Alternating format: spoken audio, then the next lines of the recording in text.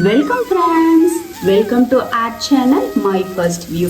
இன்னைக்கு பார்த்தீங்கன்னா சூப்பர் டேஸ்டியான முட்டை ரோஸ்ட் தாங்க செய்திருக்கோம். இது பார்த்தீங்கன்னா ரசம் சாதத்தோட தயிர் சாதத்தோட வச்சு சாப்பிட்றதுக்கு ரொம்ப சூப்பராக இருக்கும். இல்லாட்டி நம்ம வெறுமனே வச்சு சாப்பிட்றதுக்கு ரொம்பவே சூப்பராக இருக்குங்க நம்ம செய்த இந்த முட்டை ரோஸ்ட். இது வரைக்கும் நம்ம சேனலை நீங்கள் சப்ஸ்கிரைப் பண்ணாமல் பார்த்துட்டு இருக்கீங்கன்னா மறக்காம மை ஃபர்ஸ்ட் வியூவை சப்ஸ்கிரைப் பண்ணிட்டு பெல் ஐக்கானோட ஆளுங்கிற ஆப்ஷனை கிளிக் பண்ணுங்க. அப்போதான் உங்களுக்கு இது போல இன்ட்ரெஸ்டிங்கான வீடியோஸ் டக்குன்னு ரீச் பண்ணுறதுக்கு ஈஸியாக இருக்கும் ஃப்ரெண்ட்ஸ். வாங்க இப்போ இந்த சிம்பிளான டெலிஷியஸான ரொம்ப டேஸ்டியான, என்னடா இவ்வளோ பில்டப் கொடுக்குறாங்கன்னு நினைக்க வேணாங்க, உண்மையாகவே ரொம்ப சூப்பராக இருக்கு. இந்த முட்டை ரோஸ்ட் எப்படி பண்ணுறதுன்னு பார்க்கலாம் வாங்க.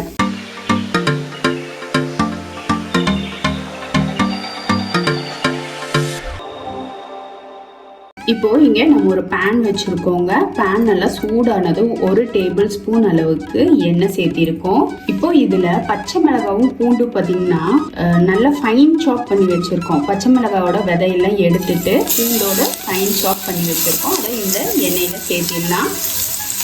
இப்போ இந்த பூண்டு பச்சை மிளகாவோட பச்சை மணமெல்லாம் போயிடுச்சு.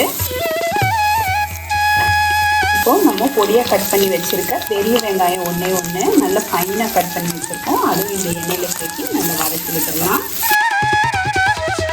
இப்போ இந்த வெங்காயம் பூண்டு பச்சை மிளகாய் கொஞ்சம் நல்லா வதங்கட்டுங்க. இப்போ இதில் டொமேட்டோ பேஸ்ட், தக்காளி பேஸ்ட் பார்த்தீங்கன்னா இது நான் வீட்லேயே செஞ்சேங்க. நமக்கு தக்காளி பார்த்தீங்கன்னா கிலோ 10 ரூபான்னு சொல்லிட்டு வீட்டுக்கிட்ட சுத்தமாக சொல்லிட்டு வந்தாங்க. உடனே நம்ம சும்மா இருப்போமா, வாங்கி அதை நல்லா பேஸ்டாக்கி நம்ம நல்லா ஸ்ட்ரெயினரில் வச்சு வடித்து அந்த பல்ப்பு மட்டும் எடுத்து நம்ம நல்லா கடாயில் வச்சு சுண்டை வச்சு எடுத்து வச்சுருக்கேங்க. இனி தக்காளி விலை ஜாஸ்தியானாலும் கவலை இல்லை, இந்த பேஸ்ட்டை வச்சு சமாளிச்சுடுவேன். நீங்களும் இது மாதிரி விலை மலிவாக கிடைக்கும்போது எல்லாம் வாங்கி ட்ரை பண்ணி பாருங்கள்.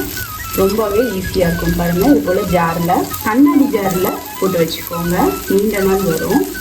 தக்காளி பேஸ்ட்டுங்கிறதுனால ரொம்ப நேரம் வதக்கணும்னு அவசியம் கிடையாது. இல்லை நீங்கள் தக்காளி அரைச்சி விடுறதா இருந்தால் கொஞ்சம் அந்த தண்ணியெல்லாம் சுண்டி இந்த மாதிரி பேஸ்ட் ஆகிற வரைக்கும் கொஞ்சம் வதக்கிக்கோங்க. இப்போ இதில் மஞ்சள் தூள் சேர்த்திக்கிறேன். மட்டன் மசாலா தூள் பார்த்திங்கன்னா ஒரு 1/2 டீஸ்பூன் அளவுக்கு சேர்த்திக்கிறேன். மிளகா பொடி பார்த்திங்கன்னா ஒரு 1/2 டீஸ்பூன் போல் சேர்த்திக்கலாம், ஏன்னா பச்சை மிளகாவும் சேர்த்திருக்கோம்.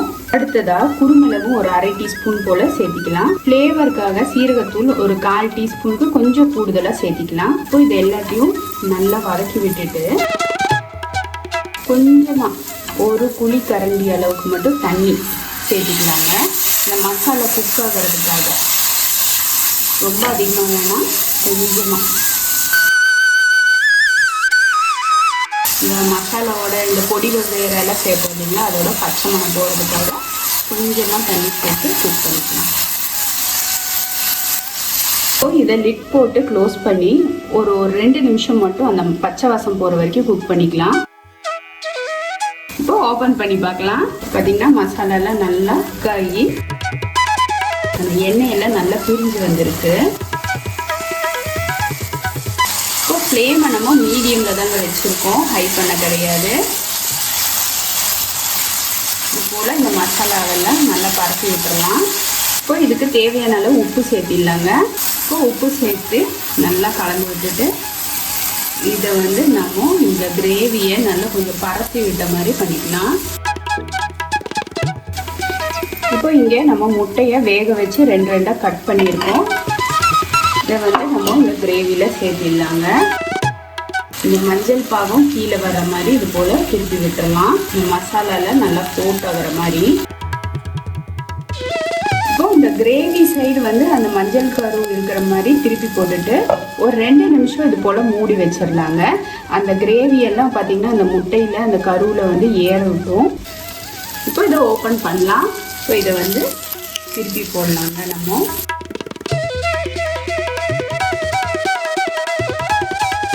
இப்போ திருப்பி போட்டு ஒரு 2 நிமிஷம் போல் அந்த வெள்ளை சைடெல்லாம் கொஞ்சம் ரோஸ்ட் ஆகட்டுங்க. இந்த ஸ்டேஜில் நெய் பார்த்திங்கன்னா ஒரு சின்ன ஸ்பூன் அளவுக்கு, இது ஃப்ளேவருக்காக மட்டும்தான், கொஞ்சம் கீ ரோஸ்ட் மாதிரி இருக்கும். கொஞ்சம் நமக்கு சாப்பிட்றதுக்கு கீ ஃப்ளேவராக இருக்கும். இல்லை வேண்டாம்னா நீங்கள் ஸ்கிப் பண்ணிக்கலாம்.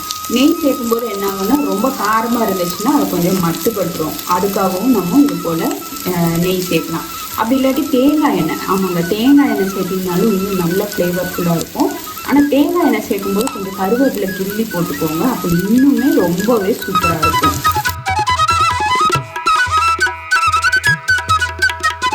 இப்போ 2 நிமிஷம் கழித்து ஃப்ளேமை ஆஃப் பண்ணியாச்சுங்க. கடைசியாக கொஞ்சமாக எலுமிச்சம்பழம் லைட்டாக பிழிஞ்சு விட்டுருக்கலாம்.